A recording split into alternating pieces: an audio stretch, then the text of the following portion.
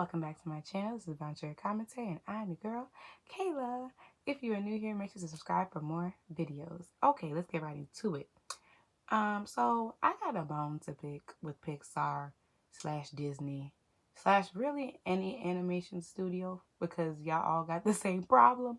And this has been a long time coming. I wanted to make a video about this for a minute, but I'm the type of person where I like to wait it out for certain things because I was waiting for the new Pixar film Soul to come out to make this video because they done moved the date for this movie so many times.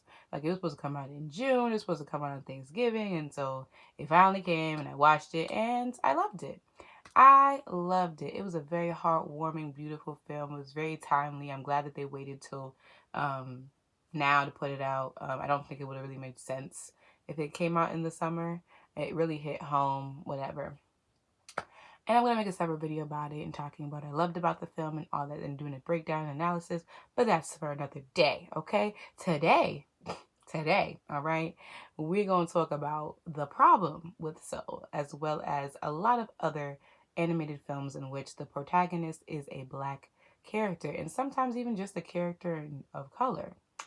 And that is every time there's a black character in an animated film, they gotta turn into some type of animal or some type of spirit or a soul in the case of this movie or some inanimate object, right? But and it's at this point it has to be on purpose. Like it has to be on purpose. Like y'all really think y'all slick, but I clock you every time. Cause no. Cause number one, here's the thing. Y'all, and I think about Pixar or Disney or any of really these animation companies, definitely Pixar and Disney or even DreamWorks. Like y'all don't have black people in y'all movies. And DreamWorks is a little bit harder because they most of their main characters are usually like animals or something. But no, because when you have movies about people like Boss Baby or Megamind or whatever, those are white people. Like you could have easily made any of those characters black, but you chose not to, right? And then same thing with Pixar. While a lot of the movies deal with animals and things like that, your characters with actual humans. The only movie I know for sure of a prominent black what's it called, like character is The Incredibles. And Frozone is great and iconic, but he's just the supporting friend, right? Like he plays a very minimal part in both movies. And even the most iconic part of Frozone's character, Where's My Super Suit, where you hear his wife talking, we never see her face. Even in the second movie, we still never see her face. I don't even think she made an appearance in the second movie. She might have, but that movie is really forgettable. I have to really go back and watch it. I have not watched it since it came out. But you know what I mean? Like this at this point, and how long ago did The Incredibles come out? Like y'all made so many films since then, and now we finally have a black character, and my dude is a blue blob. And see, and then even going back to before I even get into Soul and what I'm really gonna talk about him, it's just like we don't get movies at all, right? Like when you think about black animated movies, we think probably Bebe's Kids in terms of movies. Bebe's Kids, Princess and the Frog, Into the Spider-Verse, and now this movie. And really Prince and the Frog came out in 2009. Baby's Kid came out in the 90s. Into the Spider-Verse came out about 2 years ago. And now we have Soul right now. And here's the thing. And we also have Spies in Disguise, which was a movie that came out earlier this year. Or really, it came out the end of last year. I saw it on New Year's Eve, so I don't remember if that's the day it came out or what. It's all a blur. Okay? But Spies in the Sky has the same. It was a Blue Skies production, and it was about a like this suave spy dude played by Will Smith. The character kind of looks like Will Smith. He's black, and he turned into a pigeon. So my man's the pigeon literally the entire film. He turns back into a human like deep into the film, but then he turns back into a pigeon. And he turns back to a human. Moral of the story: dude was a pigeon. Okay, he turned into a pigeon. And then we have Princess and the Frog, and we all know how we all felt when Princess and the Frog, we found out we were getting our first black princess, Miss Tiana. Okay, we were all lit. I was kind of like a little bit on the older side when this movie came out, but I was still gonna watch it because one, I love animated films, and two, it's the first black princess. Like, come on. And it was, her voice. She was voiced by Anika Rose, who played Laurel in Dreamgirls. Has a beautiful singing voice. And we were all living, right? It took place in New Orleans. Like, we were all excited, and then we watched that film, and we seen that Miss Girl was a frog for like the whole movie. Like, she was a human probably for a total of 20 minutes, if that much. The entire base of the movie, she was a frog. And both of them were frogs, her and her love interest, who I'm believing he was Middle Eastern, maybe. I don't know what. I forget where exactly he's technically from. But both of them, two characters of color, and they're frogs. And then the one villain in the movie, who's actually shown to be a human, is a black man. It's not a good look. It's not a good look. I still love Princess and the Frog. The soundtrack slaps for sure. It's one of my favorite Disney films, but I have to side eye. I have to side eye. And then even looking, like I said, at Disney films in general, it's like y'all love to use black people into, because there's movies that the black community embraces as black films, but a lot of them deal with animals, right? Like, the characters are animals. Like Lion King, that's a black film to us, right? It takes place in Africa, you know what I mean? Like, it's very much, it's giving us motherland, you know what I mean? Most of the voice actors are black, except young Simba, because while his singing voice is Jason Weaver. If you don't know Jason Weaver, he was a big actor in the 90s. He played young Michael Jackson in the Jackson American Dream, and he also played the brother on Smart Guy, and as well as other films like in the 2000s, such as ATL and Drumline and whatever. But he was just the singing voice. The talking voice is Jonathan Taylor Thomas, a young white boy who was on Home Improvement, okay? And I always was like, when I found that information out, I was like, why couldn't Jason just do both? Like, why did we do that? And it's the same thing with the older Simba. The older Simba is played by Matthew Broderick, I think his name was. Is that Ferris Bueller? I feel like he's Ferris Bueller. I could be wrong, but I'm pretty sure that's the dude that plays Ferris Bueller. If not, they look very similar. But yeah. And so and Simba's really the main character of this whole film. Like, he's the dude. Like, all the side characters are black people, like Mufasa, but Mufasa dies, okay? And then you have the mother, and the mother has not too many speaking parts. I'm not sure if Nala was even. I think she's played by a white woman too. I could be wrong.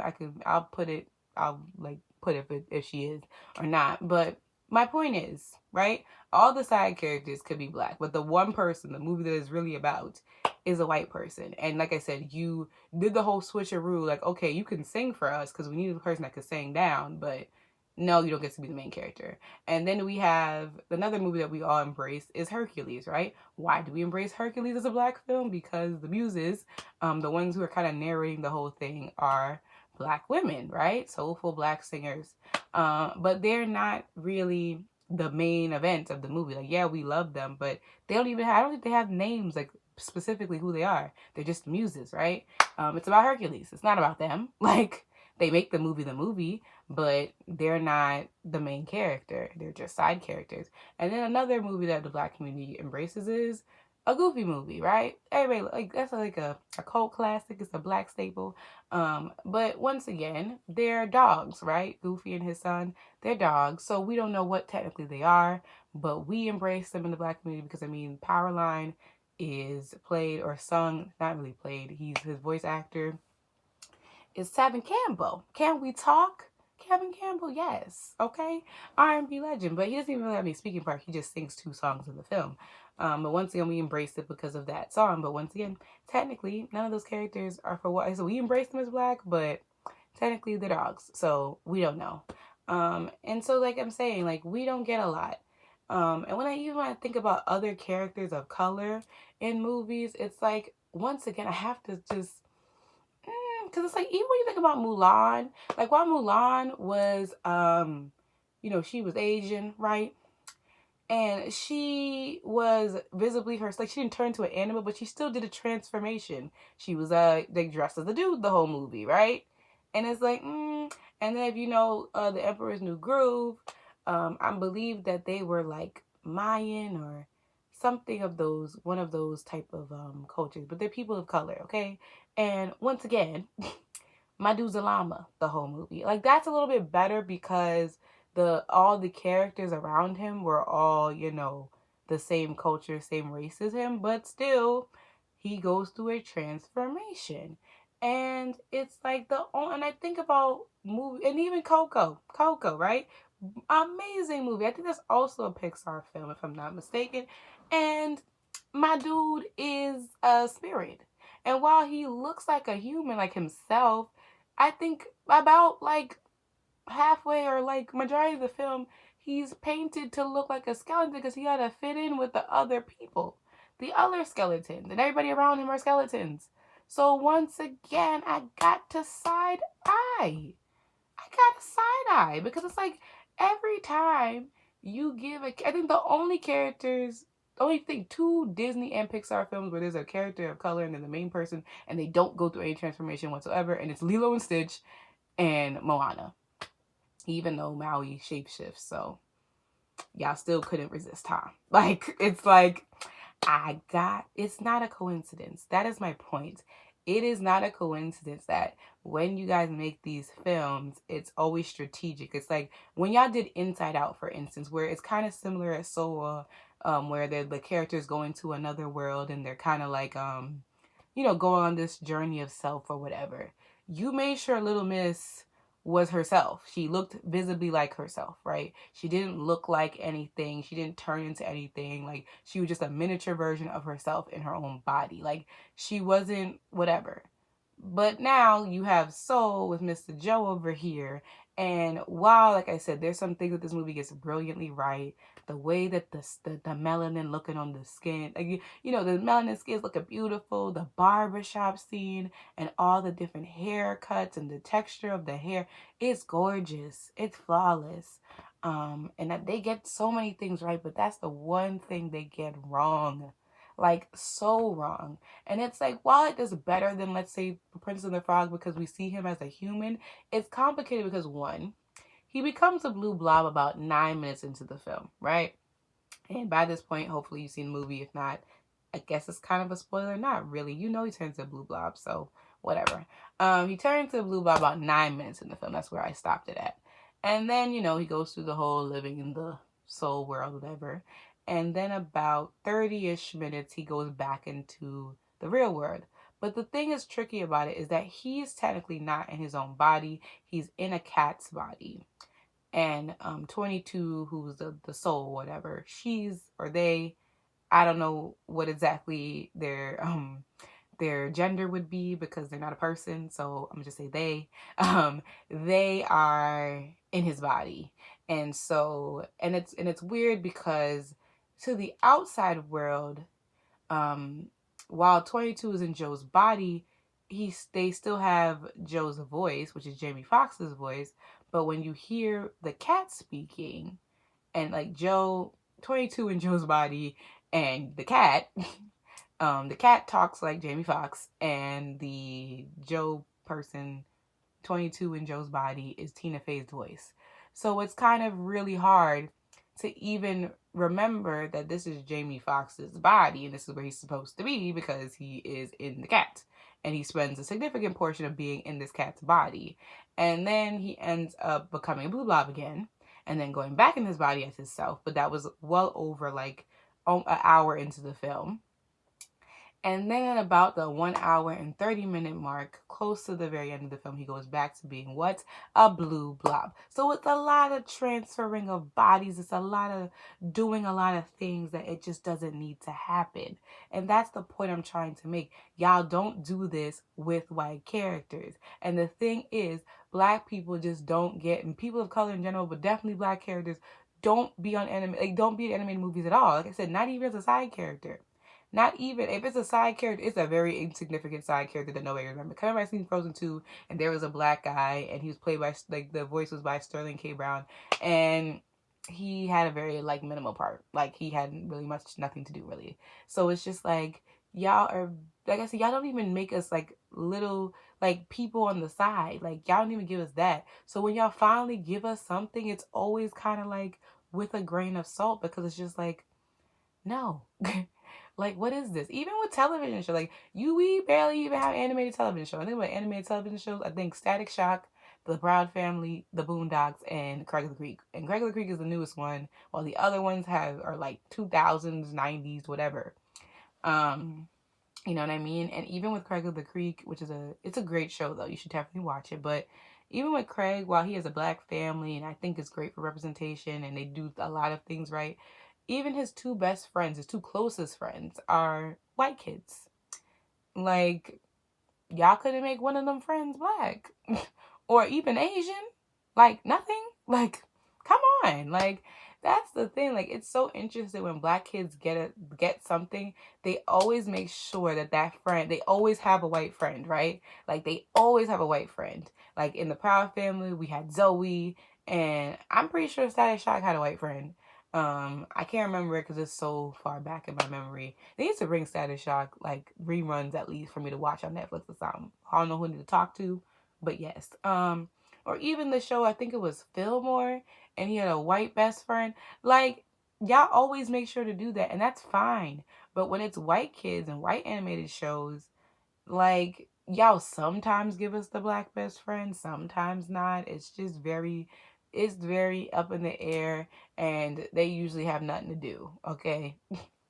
But it's just like my whole thing, and what I'm trying to make a point of is, number one, it's 2020 and really about to be 2021, to be honest. And so it's about time that black people get to be their full selves in movies, because animation is one of the most powerful and beautiful art forms there is. I know a lot of people try to think it's just for kids, but it really isn't. Like some movies, especially with this movie, so like it was such a beautiful and powerful message that both kids and adults can grasp. And it's like, what the hell? Or even like, think about Into the Spider-Verse, right? One of the most greatest things about Into the Spider-Verse was that you had Miles, the Afro-Latina kid, and he looked like a person. Like, I know people that look like Miles, okay? I know people whose names are Miles. Like, he had the cool haircut. He listened to, Post Malone and Sway Lee, okay? Like, kids listen to that, okay? Black kids. Even there's just so much little nuances that the film does that black kids could look at like, wow, that's me. How many kids probably was Miles Morales, you know, for Halloween? You know what I mean? And it did so well. It won an Academy Award. So you clearly know that you can do this. You just choose not to. And it even goes back to even movies like Black Panther. Like, I'm really happy that black people wilded out the way they did for Black Panther, because we don't get much. And so for us to have a superhero movie, like, we really went out, and I was just I was here for it. But once again, the reason why people, and it did well, right? It was probably, I think it's one of the most, well received Marvel movies there was, or it did really well in terms of like, y'all made way up more than your budget. I know y'all did. So what I'm trying to say is, when you make black characters and do them well, like, they're gonna sell. Like, people are gonna watch it, because is that the problem? Like, you see where you make these movies where characters of color and black characters are your protagonists, and they do well. So why do y'all continuously do this? Like, there's no excuse. So you can't say you can't do it, because you can. You can do like the afro hair, you can do the skin tone, you can do it.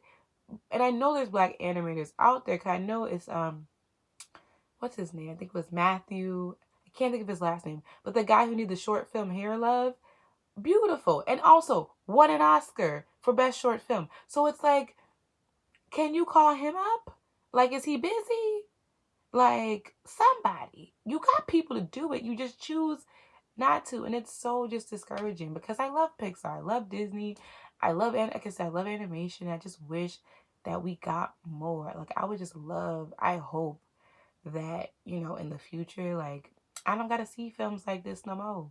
Like, not like films in terms of, like, I don't want to see black people being the forefront of a movie, but I'm saying, like, give us everything. Like, give us a movie. Like, we could have done the same premise, without this whole him thing. Like, we could have did it a little bit differently. I don't know exactly how. I would really have to probably sit down and think and really use my imagination to think of how we could have told the same story without making my dude a blue bob. But it could be done. It could be done. It definitely could have been done. And that's the part that annoys me. It's like, you guys can do it. You can animate black skin. You can animate black hair. You know the cultural, places that black people go to, such as a barber shop, and then like the importance of black people getting a little line up and all that. You know that they can do well based on the success of Into the Spider-Verse and Hair Love and even Black Panther, even though it's not an animated film, but it's still, a movie, right? Like, we can sell movies is what my point is. But you choose not to. And for that, I have a problem. And I'm always going to have a problem. Like I said, like, I'm here. I'm rooting for everybody black, okay? And I'm not here for it just feels like another form of erasure at a point. Like, and it feels like we're just one big joke to y'all. Like, because like I said, like, we're the people who are contributing to y'all things, right? Like, we buy Disney Plus. We go to your movies. We have put more than enough money into y'all pockets, okay? And so I think we deserve, at the very least, to be in the movies that we're paying for. Because, like I said, when it's done right, and it does well. So, because kids are not really paying attention to that. Like, oh my God, it's a black person. I'm not watching this movie. Unless their parents racist, then that's a big problem. But I'm just saying, I need more. Like, Soul was beautiful. I loved it, but that is the one problem that I really had with it, as well as most movies with black characters. It's time for us to do better, like, for real, because I know that there are black animators out there. I see them all the time on TikTok, on Instagram. You better call them up. I know they exist. They would be happy to have the opportunity to work for y'all. So do better, Pixar. Do better, freaking Disney, because y'all are technically one and the same. Y'all, do better, Blue Sky, okay? And do better, period. Because Crack of the Creek shouldn't be the only damn animated TV show either. So, come on. Yeah, so that's my rant. Thank y'all for watching, and I will definitely see you in the next video. Peace out, y'all.